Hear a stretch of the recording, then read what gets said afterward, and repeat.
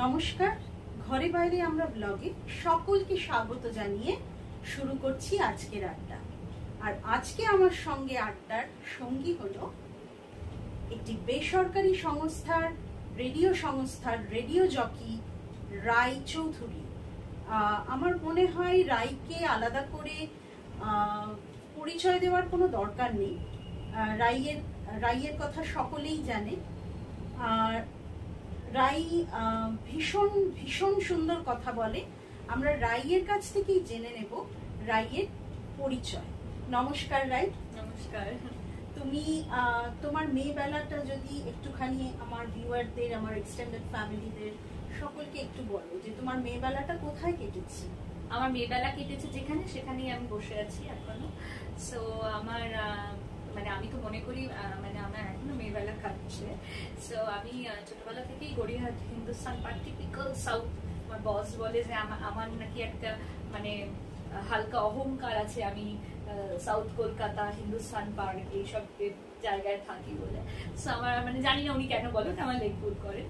So আমি এখানেই বড় হয়েছি ছোট থেকে, এবং আমার জগৎটা আর কি ওই গড়িয়াহাট, হিন্দুস্তান পার্ক, রাসবিহারী, একডালিয়া, সিঙ্গি পার্ক, এর বাইরে আমার ঠিক কিছু মানে একদম প্রপার কলকাতার ক্যালকুলেশন।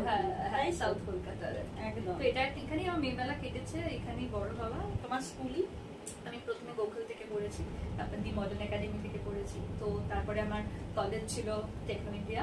সো এইভাবে মানে স্কুলটাও দুটোই সাউথ আর কি, তারপর টেকনো তো সাউথ থেকে। রাই কি ছোটবেলা থেকেই এত সুন্দর কথা বলে? ছোটবেলা থেকে আমি শুনেছি, আমি একদম ছোটবেলায় নাকি একদম কথা খুব কম বলতাম আর কি। তারপরে আমি ভীষণ টকেটিভ ছিলাম আমার মাকে, মানে একটা বয়সের পর একদম কেজি 1 কেজি 2 থেকে আমি খুব শান্ত ছিলাম। তারপরে আমি ভীষণ কথা বলতে শুরু করি, ভীষণ টকেটিভ বলতেন টিচাররা, রিপোর্ট কার্ডে লিখতেন ওনারা যে টকেটিভ। কিন্তু আর কি তারপরে ওই টকেটিভ ব্যাপারটাই আর কি কাজে লেগে গেছে আমার। এক্স্যাক্টলি। ভীষণ সুন্দর কথা বলি কিনা জানি না, কারণ ছোটবেলাতে তো খুব একটা কথা বলার সুযোগ হয় না, এবং কথা বললেও সেটা লোকে শুনবে না এতটা মন দিয়ে। আমি কিন্তু রাইয়ের বিশাল বড় ফ্যান। ঠিক আছে, থ্যাংক ইউ। ও এত সুন্দর কথা বলে এবং ওর কথা মনে হয় শুনতেই থাকি। ওটা যারা আমার সাথে থাকে তারা এটা একদমই বলে না, তুমি আমার সাথে খুব অল্প কথা বলছো তাই তোমার ভালো লাগছে।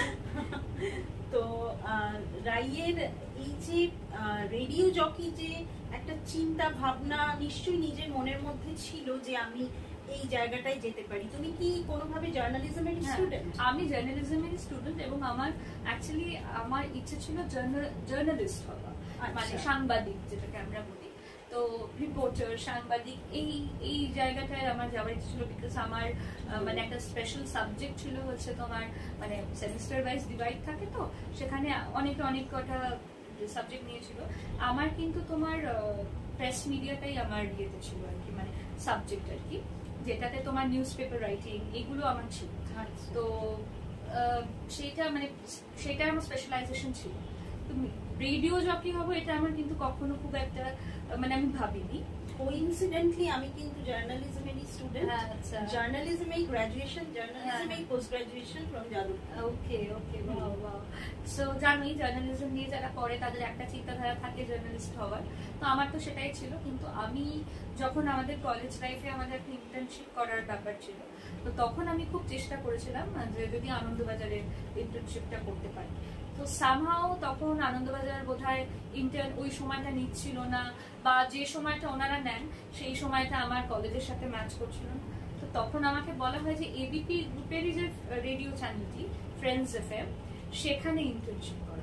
আচ্ছা, বাহ। তো ফ্রেন্ডসে যখন আমি যাই, মানে ওখানে আমার বলি যে মানে আমার ভীষণ favourite Jimmy sir, Jimmy Tangri. So Jimmy স্যারের কাছে আমি আর কি ইন্টার্নশিপ করি। সো জিমি স্যারের কাছে যখন প্রথম ইন্টার্নশিপের আমি অফারটা পাই ফ্রেন্ডস এফএমে বেশ 3 মাস ইন্টার্নশিপ, তখন থেকে রেডিওর প্রতি একটা ভালোবাসা। কারণ আরজে নীলাঞ্জনা ওরা আমাকে ভীষণ বলতো যে তুই কিন্তু চাইলে আরজে প্রফেশনটাকে, মানে আমার সাথে আরো 2-3টে বন্ধু ছিল, কিন্তু আমাকে বলতো যে আরজে প্রফেশন, বিকজ যেটা অনেকের ধারণা যে রেডিওতে সবাই যারা কাজ করে তারা সবাই আরজে হয়, কিন্তু সেটা নয়। রেডিওতে সেলস, মার্কেটিং, প্রোগ্রামিং প্রচুর ডিপার্টমেন্ট থাকে, এবং অন্য যারা কাজ করতো তারা অন্য ডিপার্টমেন্টের জন্য খুব বেস্ট সুট ছিল। আমাকে সবসময় বলতে তুই কিন্তু রেডিও জকি হতে পারিস, তোর কথা বা আমি খুব অ্যাঙ্কারিং করতাম ছোটবেলায়, যে বললে না মেয়েবেলা ওই গড়িয়াহাট হিন্দুস্তান পার্কের পুজো, আমি সবকিছুতেই ভীষণ অ্যাঙ্কারিং করতাম। তো ওইটাই আমার একটা মনে হয় একটা গ্রুমিং আমার করা ছিল আর কি নিজে। তো ইন্টার্নশিপটা কমপ্লিট করে আমি আবার কলেজে, যখন আমরা আবার সেমিস্টার চলছে, সেই সময় ইশক এফএমে, যেটা এখন ইশক, তখন ছিল ওএফএম 104.8 ওএফএম, ওখানে একটা 1 সপ্তাহ রাজ্যে কম্পিটিশন হচ্ছে। সেখানে আমি মানে চান্স পেয়েছিলাম আর কি। তো চান্স পাওয়ায় যেটা হয়েছিল, ওখানে যারা চান্স পাচ্ছিলেন তাদেরকে না ওরা রাত্রের একটা স্লট দিচ্ছিল। আচ্ছা। কিন্তু সামহাও আমারটা ওনাদের একটু বেটার লাগে বা খুব ভালো লাগে, যেটা হয় আমার ক্ষেত্রে, ওদের ইভিনিং টাইমের যে জগ আর কি, সেই সময় লিভে গিয়েছে এবং ওরা ডুয়েল জগের সাথে শো করতো। তো মেইন মানে দুজন ছিল, তাদের মধ্যে একজন ছুটিতে গিয়েছিল। তো তখন ওখানে যিনি প্রোগ্রামিং হেড ছিলেন, সৌভিক স্যার, খুব বিখ্যাত একটা শো উনি হোস্ট করতেন, বঙ্কু বাবু। তো সৌভিক স্যারের মনে হয়েছিল যে আমাকে দিয়ে ওই যে 4 ঘন্টার শোটা ইভিনিং, সেটা উনি ডুয়েল জব করেন। এবং আমি একদিনকে ওনাকে খুব, মানে ওনাকে খুব ভয় লাগতো, একদিন আমি ওনাকে বললাম যে স্যার আপনি একদিনও আমার শোটা শুনলেন না তো? তখন উনি বললেন যে ভাতটা রান্না করতে গেলে না একটা চাল টিপলেই বোঝা যায় যে ভাতটা হয়েছে। তো এটা আমার জীবনে খুব একটা ইম্পর্টেন্ট মানে কথা। তারপরে কি হলো, মানে রেডিও আমাকে ছাড়েনি, মানে ওই বলে না যে আমি তোমায় ছাড়বো না। তারপরে আমি আবার পড়াশোনা করতে করতে রেডিও বানিয়ে একটা তোমার ওরা আর কি ক্রিকেটের আপডেট দেওয়ার জন্য ওরা একটা রেডিও জকি খুঁজছিল, কারণ অনেকটা রাত অব্দি। যখন আমি ওখানে গেলাম ইন্টারভিউটা দিতে, তখন ওখানে অডিশন হলো। অডিশনে আমার একটা 1 সপ্তাহ রাজ্যের একটা যেহেতু গিয়েছিল, ফ্রেন্ডস এরিয়া ছিল, তো ওটা আমি পেয়ে গেছিলাম। পাইনি তখন আমার মনে আছে যে ওখানে যারা ছিলেন আর কি, তারা বলছিলেন যে মানে আরেকটি যে মেয়ে অডিশন দিয়েছে সেও কিন্তু খুব ভালো, তাহলে তোমাকে কেন নেবো বলো। তখন আমি বলছিলাম রেডিও বানির অফিসটা আমার বাড়ি থেকে না ঢিলছোড়া দূরত্বে, একদম হেঁটে মানে 1 মিনিটে চলে যাওয়া যায়। এখানে মানে আমি মানে এখানে আছি, তো এখান থেকে ধরো ওই লেক গার্লস স্কুল, বুঝতে পারছো কতটা কাছে।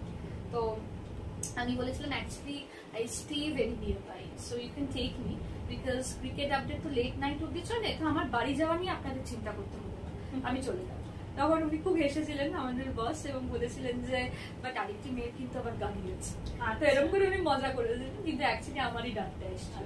এবং রেডিও 1 আমার টার্নিং পয়েন্ট, কারণ ওই 2 মাসের যে স্প্যানটা আমি ইন্টার্ন করলাম, ওই 2 মাসের মাঝেই ওদের প্রোগ্রামিং হেড এদের, মানে ন্যাশনাল প্রোগ্রামিং হেড কলকাতায়, ওখানে একটু ভ্যাকেন্সি ছিল। তো ওরা আমার নামটা রেফারেন্স দিয়েছিল যদি আমার ইন্টারভিউ নেয়। আমার মনে আছে অনিল মচালো, উনি এসে ইন্টারভিউ নিলেন এবং তার কদিনের মধ্যেই কনফার্মেশন এলো যে আমাকে ওনারা সিলেক্ট করেছেন।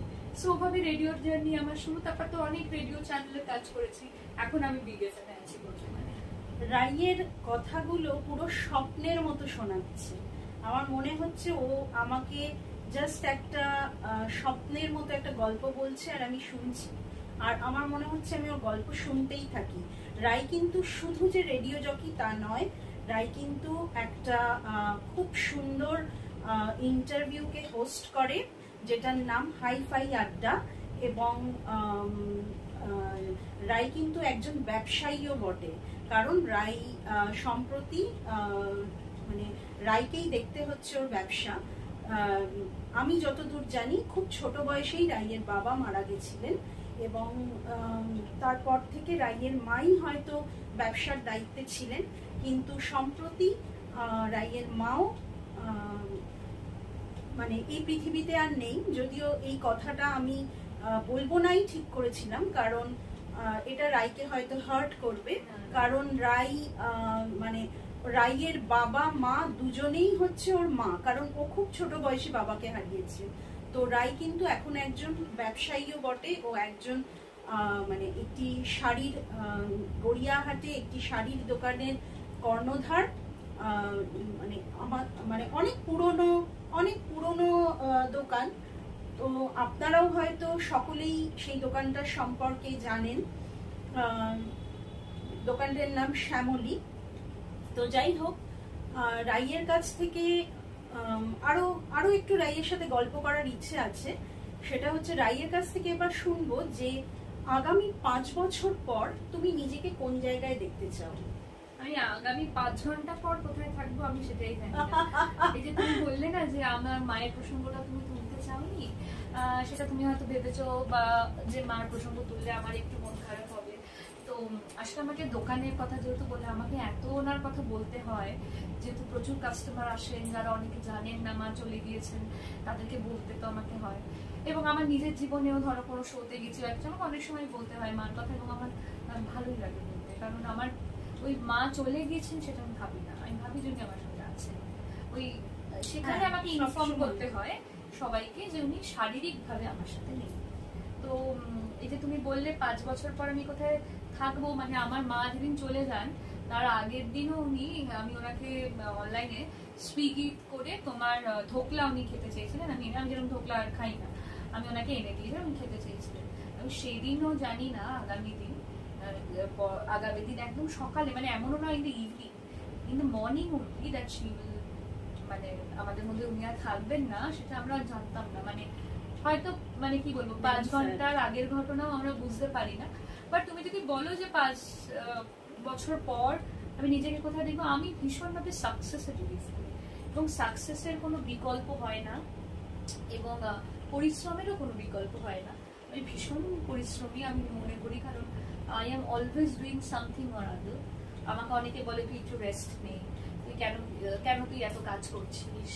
কাজ তো দেখো একটা ব্যাপার হচ্ছে কাজ তো করলে ব্যস্ত থাকা যায়, আরেকটা ব্যাপার হচ্ছে কাজ করতে আমার ভালো লাগে আর কি। মানে আমাকে তুমি বেশিক্ষণ 2-3 দিন যদি বাড়িতে রেখে দাও আমার খুব বোরিং লাগে, কারণ আমার ভালো লাগে না। আমার বাইরের কাজ, অফিস শোজ, আমি তো খুব স্টেজ শো করি, অ্যাঙ্কারিং করি, ইন্টারভিউজ করি, অফিসের চাকরি করি, ব্যবসা করি, তো আমি কাজে থাকতে ভালোবাসি। আগামী 5 বছর পরে আমি নিজেকে যদি ব্যবসায়ী হিসেবে দেখি, একটু আরো অনেক রিনাউন্ড ব্যবসায়ী হিসেবে আমি নিজেকে প্রতিষ্ঠা করতে চাই। মানে যেরকম তুমি আজকে আরজে রায়ের ইন্টারভিউ নিচ্ছ, সেরকম তুমি একজন এন্টারপ্রেনার রায়ের ইন্টারভিউ, যাতে তুমি যে আমাকে অ্যাপ্রোচ করেছো আরজে বলে, সেরকম ভাবে আমাকে এন্টারপ্রেনার হিসেবে লোকে চিনুক, অ্যাপ্রোচ করবে।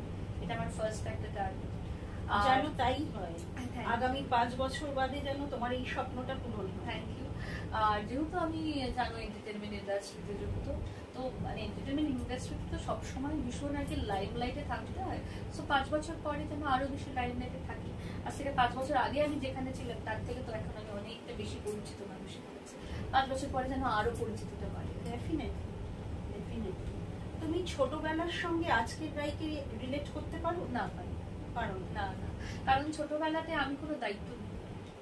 এখন আমার কাঁধে অনেক দায়িত্ব আছে, কারণ আমার ছোটবেলাটা আমার বাবা যদিও ছিলেন না, কিন্তু আমি খুব প্যাম্পার্ড চাইল্ড ছিলাম। আমার মায়ের আমি ভীষণ প্যাম্পার্ড চাইল্ড ছিলাম, এবং আমি কোনোদিনই কোনো রকম সমস্যা, ক্রাইসিস, ঝামেলা, ঝঞ্ঝাট এগুলো আমি কখনো ফেস করি।